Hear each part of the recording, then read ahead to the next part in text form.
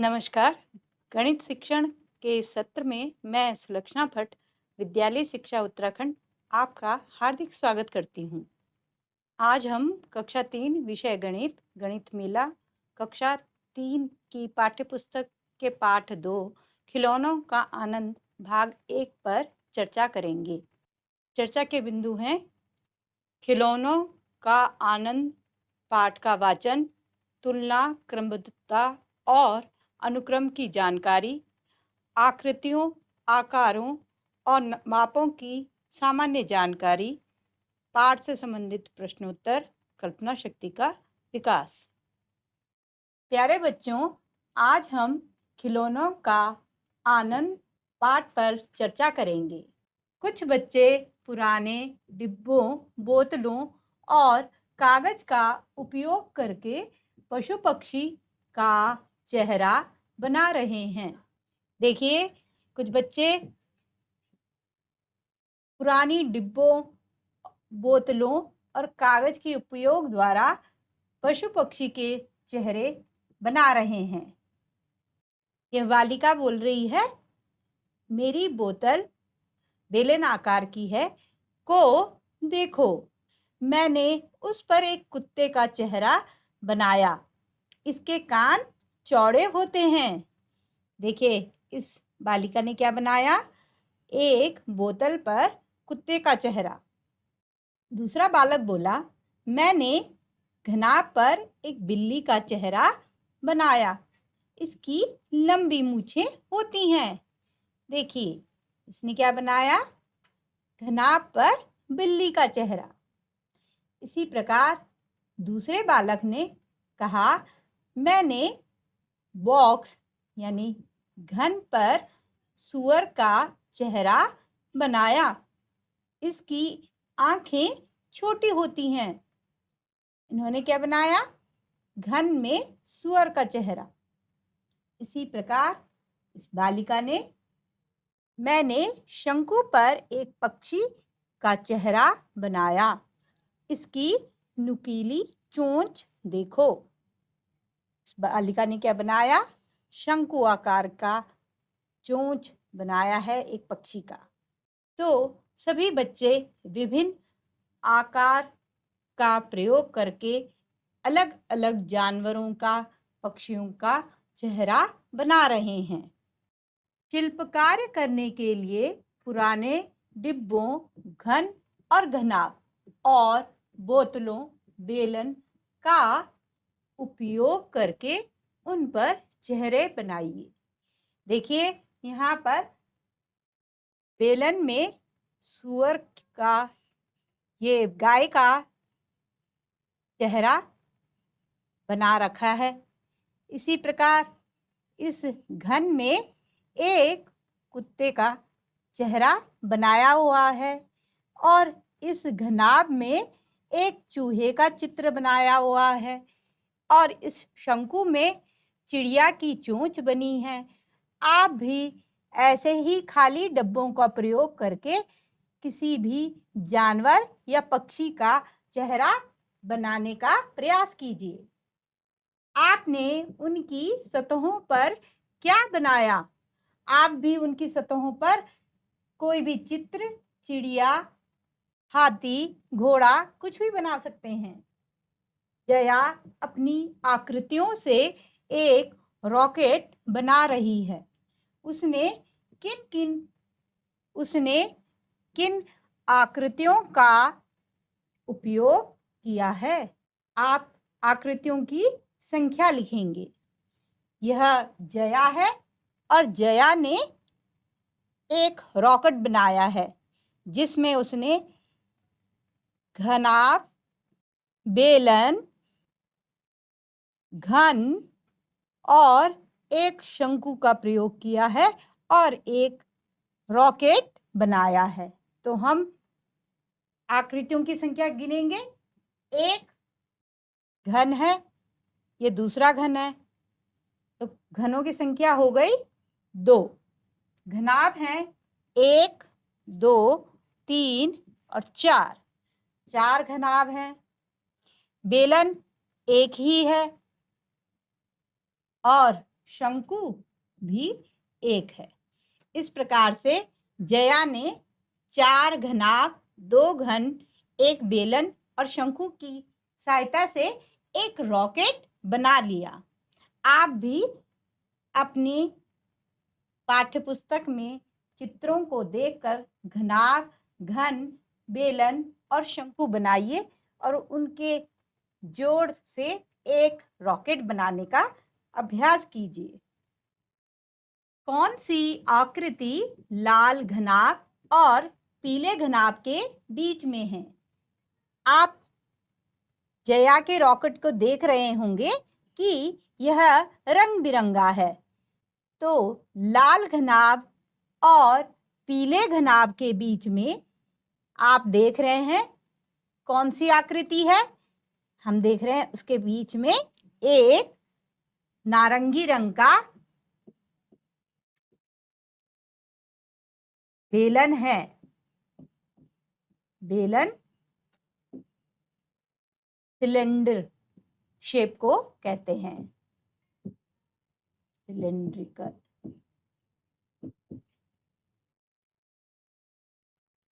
कौन सी आकृति नारंगी बेलन के ऊपर है? यह नारंगी बेलन है और इसके ऊपर जो है 2 घन रखे गए हैं। तो हम कह सकते हैं एक नीला घन है और उसके ऊपर बैंगनी घन है। तो पहले हम लिखेंगे नीला घन।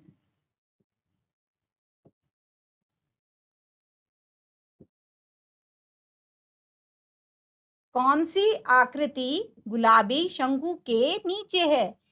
यह गुलाबी शंकु है और इसके नीचे एक बैंगनी घन है। तो हम लिखेंगे बैंगनी घन।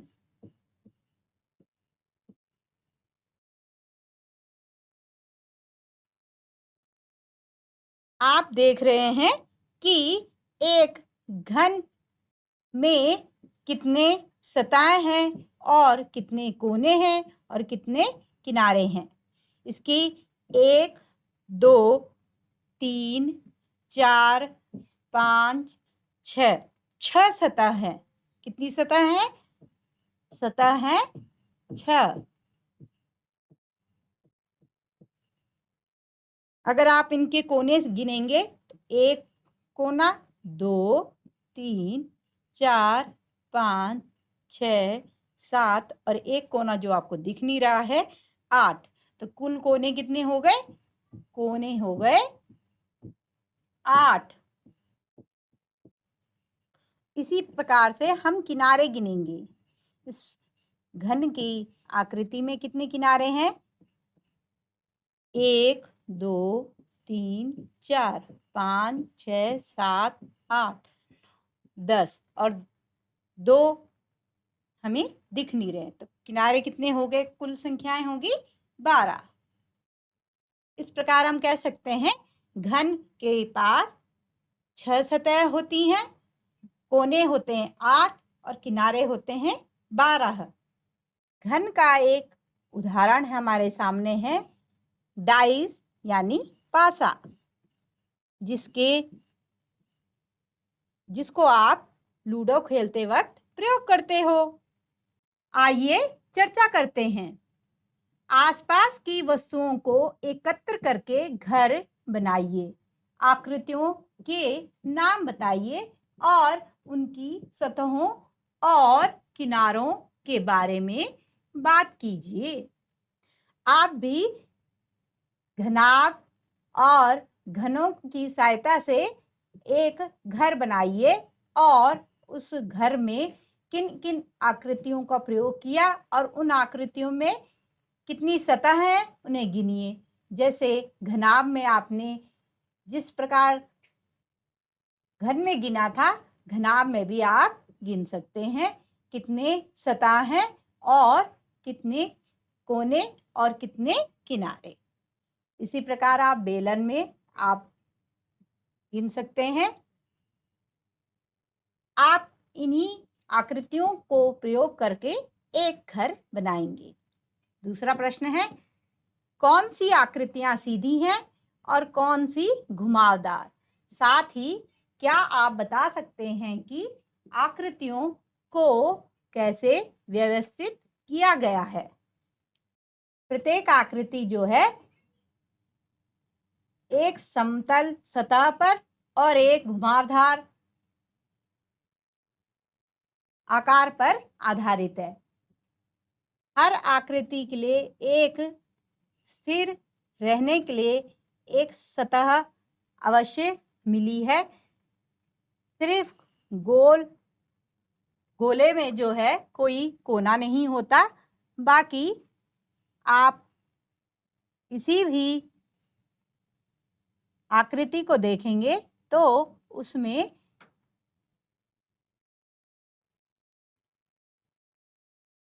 भूमि पर रुकने हेतु समतल सतह अवश्य होती है। आप दूर से आकृतियों का कौन सा भाग देख सकते हैं। हम दूर से किसी भी आकृति का सामने का भाग देख सकते हैं। उसके पीछे वाला भाग हमें दिखाई नहीं देता है। अतः हम सभी आकृतियों का एक ही पक्ष देखते हैं। देविका एक दुकान पर गई और एक खिलौना रेलगाड़ी खरीदी।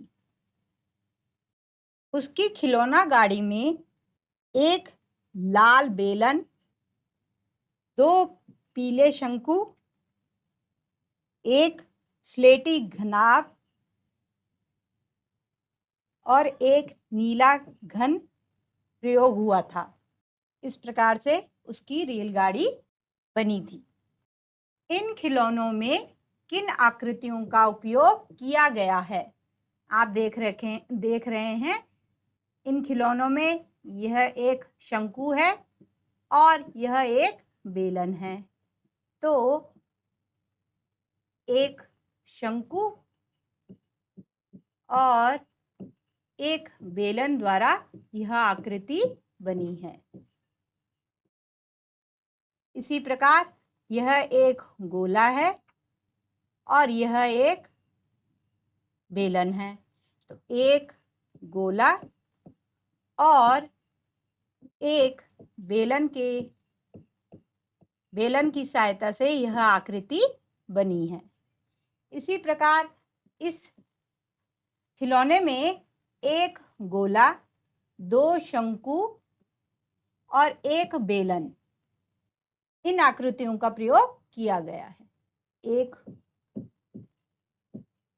गोला, 2 शंकु एवं एक बेलन।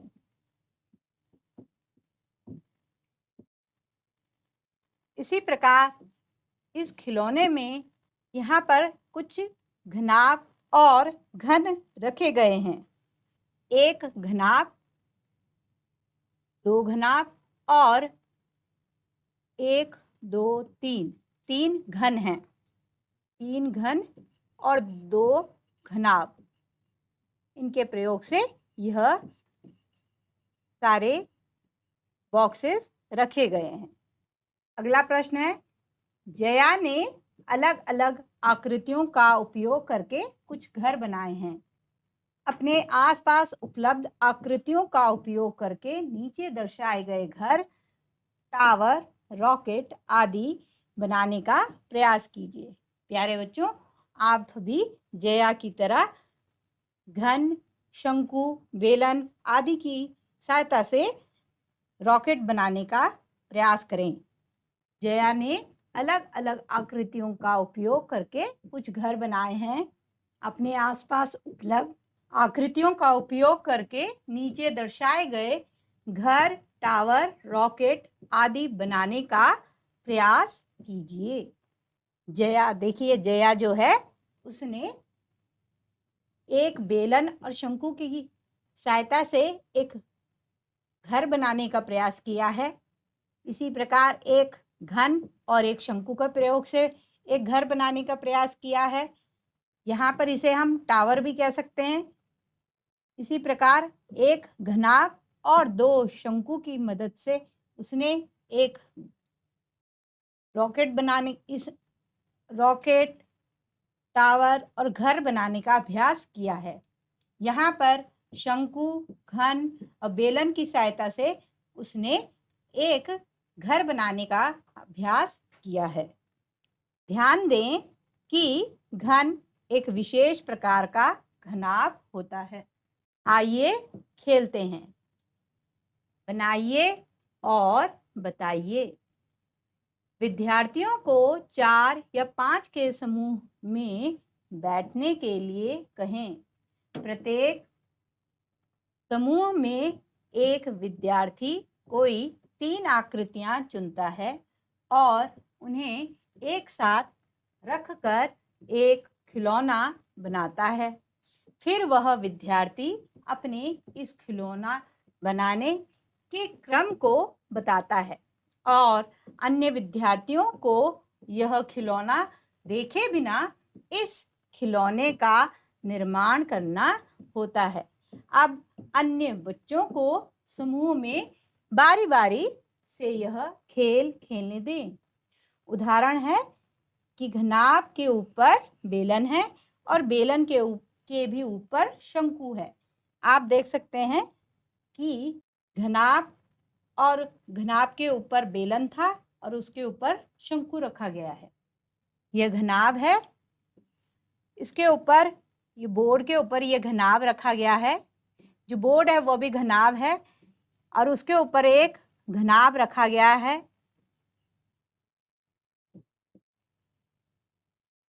उसके ऊपर बेलन है और उसके ऊपर एक नीला शंकु रखा गया है।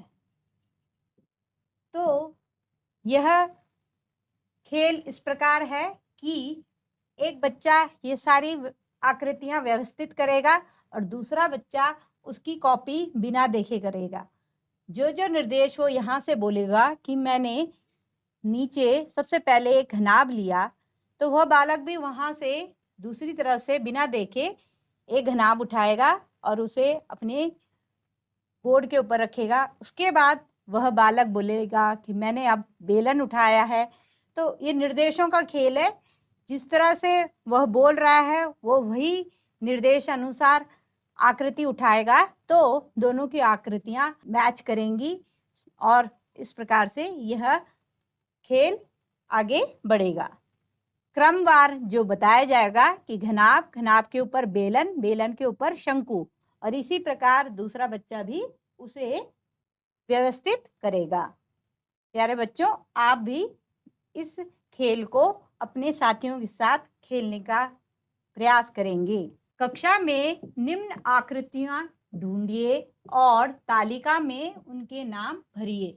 देखिए बच्चों, बेलन, गोला, घन, घनाभ, शंकु, ये आकृतियां आप अपनी कक्षा में ढूंढेंगे और इन आकृतियों से संबंधित वस्तुओं के नाम आप इस तालिका में भरेंगे। जैसे बेलन आकार आप अपनी कक्ष में देख रहे होंगे। लिखने हेतु हम इस चौक को प्रयोग कर रहे हैं। उसका आकार कैसा है? बेलन। ऐसे ही आपकी पानी की बोतल, पानी का गिलास,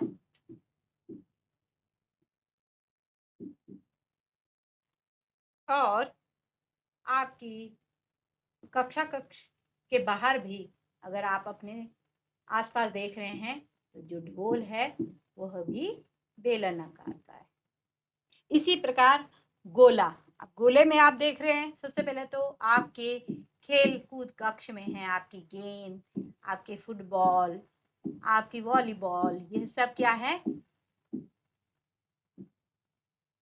आपका गोला फेंक का गोला, यह सब क्या है? गोला है, गोला का उदाहरण है।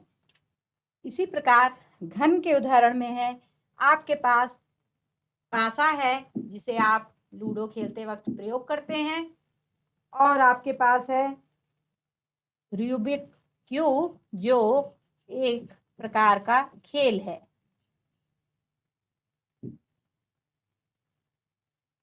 घनाभ के उदाहरण में आप अपने श्यामपट्ट को देखिए।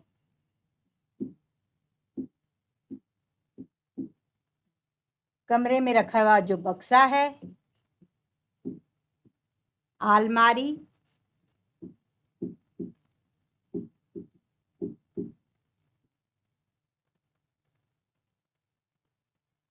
आपकी किताब, ये सभी आपके घनाभ के उदाहरण हैं। इसी प्रकार शंकु आपकी सर में पहनी हुई सर्दियों वाली टोपी, विज्ञान किट में रखा हुआ फनल यानी कीप,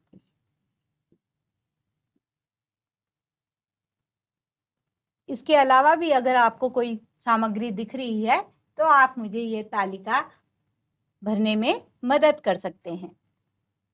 तो आप इस तालिका से देख रहे होंगे कि हमारे आसपास विभिन्न आकृतियों की कितनी सारी सामग्री उपलब्ध है।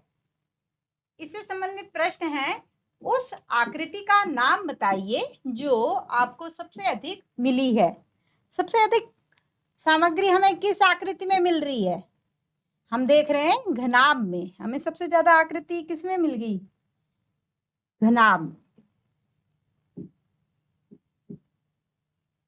घनाभ में ज्यादातर सभी वस्तुएं हमें मिल रही हैं। उस आकृति का नाम बताइए जो आपको सबसे कम मिली है। सबसे कम आकृति जिसमें हमें सामग्री मिल रही है वो है घन। घन जो है जिसके लंबाई, चौड़ाई और ऊंचाई बराबर होता है, तो घन के आकार की सामग्री कम ही मिल रही है। उन वस्तुओं के नाम बताइए जो एक से अधिक आकृतियों से बनी हैं। हमने देखा हमारे खेल के सामान जो हैं वे सभी विभिन्न आकृतियों के हैं। तो हमारे विद्यालय में उपस्थित खेल कक्ष में खेल के सामग्री जो है आयत, घनाभ, घन, बेलन, गोला, शंकु आकार के हैं। प्रश्न 2 है, नीचे दी गई आकृतियों को देखिए और निर्देशानुसार निशान लगाइए। जो आकृतियां घन हैं उन पर गोला लगाइए। आपने यहाँ कुछ आकृतियां दी हुई हैं इस पृष्ठ के किनारे किनारे पर, और इन सामग्रियों पर आपने निर्देश अनुसार निशान लगाने हैं। जैसे जो गोला है, जैसे ग्लोब जो है गोल है तो गोला का निशान लगाएंगे हम। इसी प्रकार जो जो सामग्री गोल है उस पर हम गोला लगा देंगे। दूसरा प्रश्न है, जो आकृतियां शंकु हैं उन पर सही का निशान लगाइए। शंकु, शंकु, शंकु आकार की दो ही वस्तुएं हैं। जो आकृतियां बेलन हैं उन पर गलत का निशान लगाइए। तो बेलन आकार की हैं, एक तो ये चौक है और एक ये ड्रम है जो बेलन आकार का। अगला प्रश्न है, जो आकृतियां घनाभ हैं उन पर चौकोर बॉक्स बनाइए। घनाभ, घनाभ, घनाभ, घनाभ, हमारा रबड़ घनाभ। अगला प्रश्न है, ऐसी आकृतियों के नाम बताइए जिनमें एक भी किनारा नहीं हो। ऐसी आकृति के नाम जिनमें एक भी किनारा ना हो, किनारे के बिना वाले कौन कौन से चित्र हैं? देखिए, इसमें किनारे हैं, इसमें किनारे हैं, इसमें किनारे हैं, इसमें भी किनारे हैं, इसमें भी किनारे हैं, इसमें भी किनारे हैं, परंतु इसमें किनारा नहीं है। इसमें भी किनारा नहीं है, इसमें भी किनारा नहीं है, इसका किनारा नहीं है। तो जो गोला है उसके किनारे नहीं होते हैं। अगला प्रश्न है, केवल सपाट सतह। केवल सपाट सतह में आप देखिए, ये घन या घनाभ की वस्तुएं हो सकती हैं, जैसे ये गिफ्ट बॉक्स है, ये बॉक्स, ये इरेजर, ये जो रबड़ है, ये इसका भी सतह सपाट है, इसका भी सतह सपाट है, और इसमें भी सतह सपाट है। तो हम कह सकते हैं घन या घनाभ में सपाट सतह होते हैं। केवल घुमावदार सतह हो, केवल घुमावदार, तो देखिए इसमें घुमावदार है, ये भी घुमावदार है, यह भी घुमावदार है, और यह भी घुमावदार है। तो घुमावदार सतह वाला क्या है? गोला। सीधे और घुमावदार दोनों तरह के किनारे हों। देखिए, सीधा और घुमावदार, सीधे और घुमावदार, तो दोनों तरह के जिनमें होगा वो क्या हो जाएगा? बेलन।